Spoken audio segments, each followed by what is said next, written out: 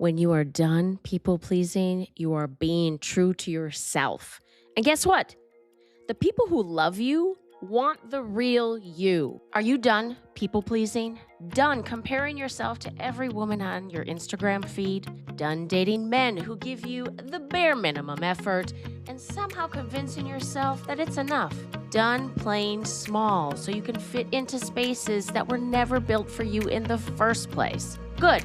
You are in exactly the right place. Welcome to Your Unapologetic Life, the podcast for women who are ready to stop settling and start showing up fully, confidently, and completely unapologetically in every area of their lives. I'm your host, Morgan Barkis, confidence coach for women, author, speaker, and exotic dance instructor with a master's degree in marriage and family therapy. I have built my confidence the hard way, speaking up for myself when it's scary, feeling sexy in my body when everything around me said I shouldn't. Traveling alone, moving across the country by myself multiple times, dating with standards, knowing what I want and asking for it without apology. I have been in the mess and I have come out the other side, and now I coach women on how to do the same. This podcast is for the woman who is done waiting for permission, done waiting until she is skinnier, more polished, less complicated, or finally chosen by someone who keeps her guessing. She is smart, she is capable, and she is exhausted from trying to hold it all together while quietly falling apart inside. This is not a podcast about toxic positivity or 5 steps to a better morning routine. This is real talk about confidence, dating, body image, self-worth, and what it actually takes to become a woman who does not settle ever again. I'm glad you're here. If you're like me, you're listening at 1.5 speed while doing other things. So let's get into it. Did you know that even Kristen Bell is a people pleaser? I heard her speaking at some panel discussion situation. She was on stage. It was a clip of her talking about how much of a people pleaser she is. She was on a flight. Flight attendant comes by, asks if she wants coffee. Sure, she says, I'd like a coffee, a splash of milk. She gets a splash of coffee and a whole lot of milk. She doesn't like it. Flight attendant comes back. How do you like your coffee? She's like, it's great. It's great. Thank you so much. And she said, okay, when I ask for another cup of coffee, I'm going to ask for all coffee, splash of milk. I'm going to do it. She said she went to the restroom. She came back. She's like pumping herself up. Okay, I'm going to ask. It's all good. It's fine. It's fine. Flight attendant comes back. Another cup of coffee. Yeah. Same as last time. Absolutely. Thank you so much. Really? You're going to abandon yourself because you're worried the flight attendant might get hurt feelings? Girl, that's her job. It's not personal. Another situation, I was in the chair at the hair salon, and my fantastic hair colorist, she and I were chatting. I was letting her know about my coaching business, and there was a gal that I was chatting with who I said, look, I am not qualified to work with you at this point. It would be awesome if you went to a licensed marriage and family therapist to help you through this transition. And done, period. That's it. And she goes, oh my God, isn't that hard when you have to break up with people? I said, what do you mean? Say more. She's like, well, I don't know. Aren't you worried about what she's going to think? And I said, no. I said, I'm just being honest. For what that woman is going through, I am not the best person, and it's not personal. And she's like, oh my God, I could never. I'd be so worried. And she went on to tell me that after 10 years of working Saturdays, she has changed her schedule. She has changed her schedule to work every other Saturday so that she can spend time with her young son. And she was panicking, losing sleep, loads of anxiety. We walked through it together. I said, I'm sorry, what is happening right now? What do you mean? I said, has anybody complained? She said, no, no one's complained. I said, so what's worst case scenario? Like, what's going to happen? She's like, I don't know. I just think people are going to be mad, and then I'm going to lose my job, and then we're going to be homeless. And I was like, whoa, whoa, whoa. You are catastrophizing, girl, about something that hasn't even happened. Does this sound familiar? Do you do some people pleasing? I was working with a client who came from a big family.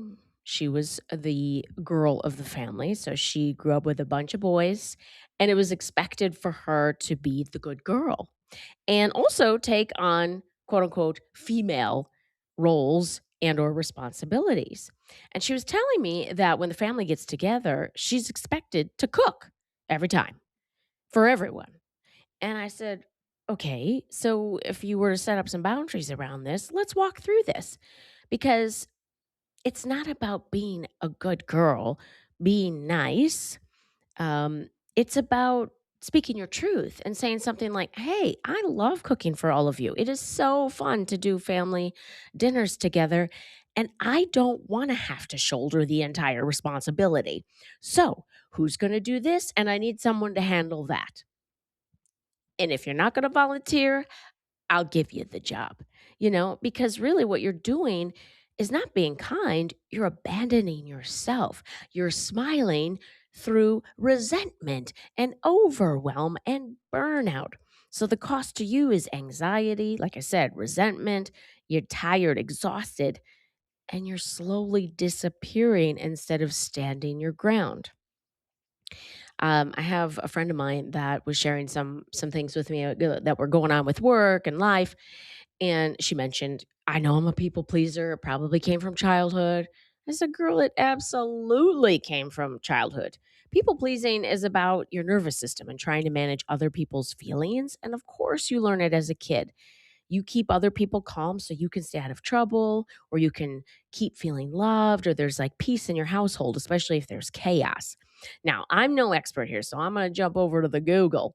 And I wanted to talk a little bit more about the people pleasing because this isn't something that you're like, "Well, I know I'm this way." And no, it's not your fault. Like, this is a learned behavior that came out of survival. So, people pleasing stems from a learned survival mechanism. So, usually, if there's some kind of childhood trauma, neglect, or conditional love, mind you, conditional love, not unconditional love. If you screw up, you might not be loved, right? And that doesn't feel safe. And so, compliant behavior was necessary for you to secure safety and validation or emotional connection. It is commonly understood as the fawn response. So, if you think you have fight, flight, fawn. Some people, when they're scared, they're ready to fight. Some people, when they're scared, they're ready to run away.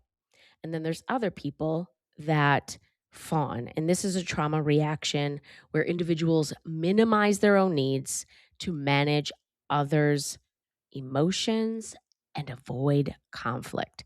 So, again, this is a trauma response. This is childhood conditioning, and you're doing it because you have fear of rejection or fear of abandonment. So in a work situation or a family situation where you're feeling overwhelmed and you don't say anything, that's because you don't want anyone to reject you. You don't want to lose your job. You don't want to lose love. You don't want somebody to be mad at you. Nothing wrong with you. It's just people pleasing, and it can be turned around. Um, Usually, this now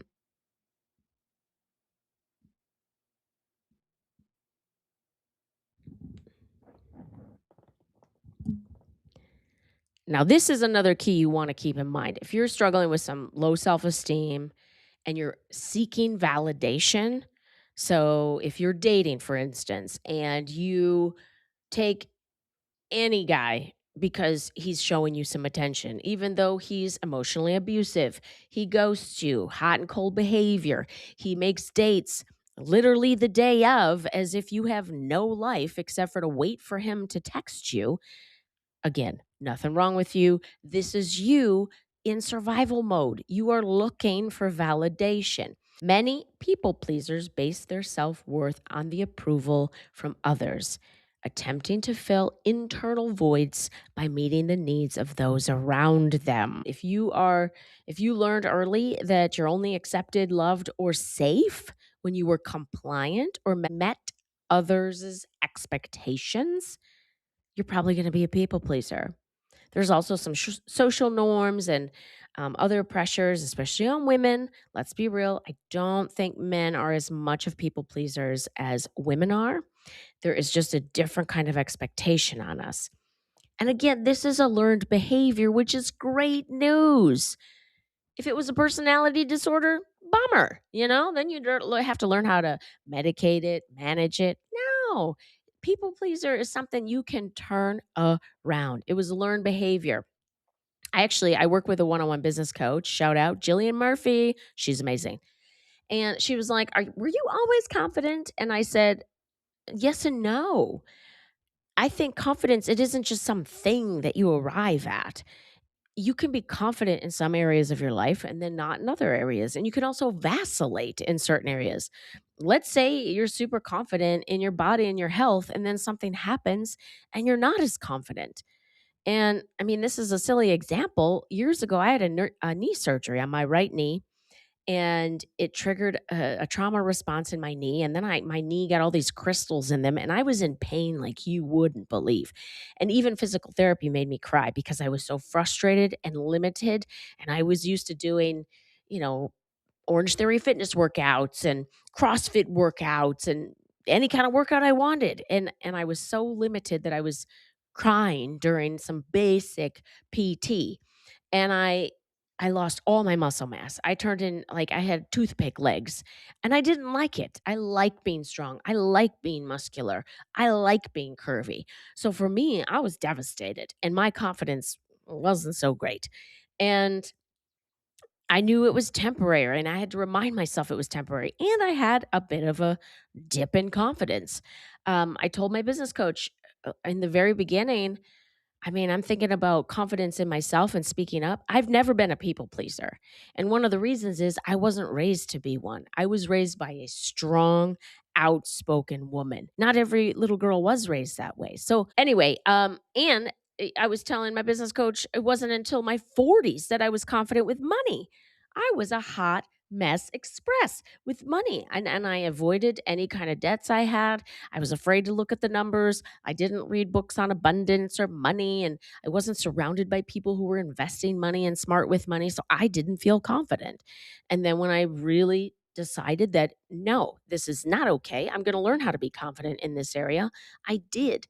So it really is something that you can look at in the face, grab by the shoulders, and say, all right, I am done people pleasing. What is the opposite of that? So, the first thing that you want to think about when we talk solution to turn in this people pleaser behavior around is noticing it. It's going to happen where you say yes when you mean no. You're going to go along with something even though you don't want to. Next, you are going to ask yourself, what's worst case scenario here? If I say what I want, so let's say in a relationship, hey, you know what I really want? I would like you to plan dates at least a day or three in advance. I want to be intentional about my schedule. I also want something to look forward to. I want to know what we're going to be doing. That makes me feel safe and really excited. Can you do that? And not worry about what this person might think or what they're going to say. Because a good partner would say, absolutely. Anything that makes you feel safer and excited to see me, I am here for it. Now, that is a good man.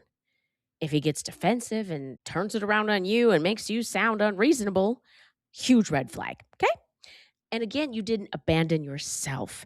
And I know it's scary. So that's another thing we can talk about it, and in my coaching, I work with clients about that, the self-soothing. When you say the thing, what's the scenario that might follow that? Someone else's reaction or what they're going to say to you.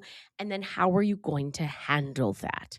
Because their reaction is none of your business. You get to decide what is true for you, what's a boundary for you, and then self-soothe and emotionally regulate when the unexpected happens, when someone lashes out. And I can help you learn how to communicate and stay in grounded communication, and then instead of also elevating. So again, we're talking solutions here. You're done people pleasing. You're like, I am no longer saying yes when I mean no.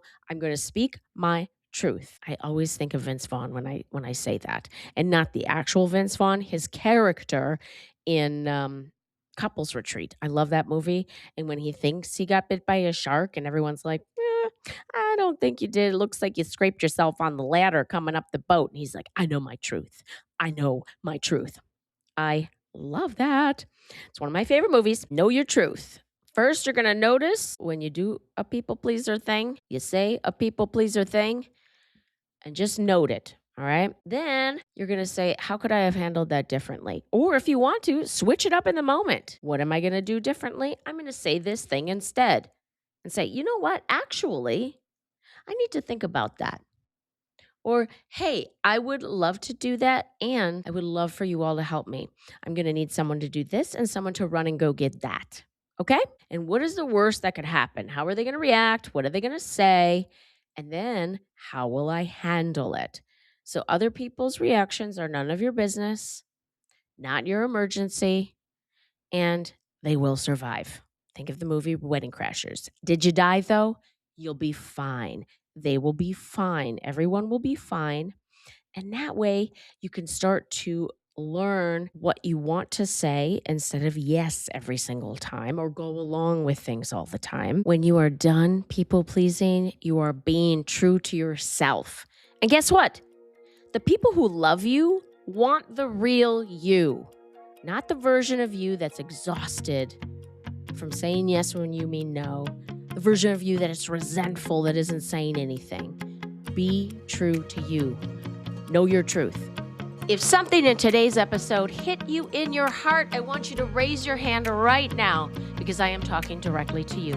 Maybe you are dating and you have never really stopped to ask yourself what you actually want, how you want to feel, and what you absolutely will not tolerate anymore. Maybe you're in a relationship or marriage and you are still people-pleasing, still saying yes when you mean no, still making yourself smaller so everyone around you stays comfortable. Maybe you were taught to be a good girl, not cause waves, not take up too much space, and you are exhausted from it. Imagine waking up and knowing exactly who you are, wearing what you want, saying what you mean, letting other people's opinions of you be their problem, not yours. That is a skill, and it is exactly what we build together. My coaching is not a formal weekly call you have to wait for. It's me in your pocket, available via text and voice note in real time as life actually happens. Like your most honest best friend, who also happens to have a master's degree and zero tolerance for you playing small. If you are ready for that, come find me. You can DM me on the Instagram, the link is in the show notes, or head to morganbarkus.com to get in touch. Until next time, stay unapologetic.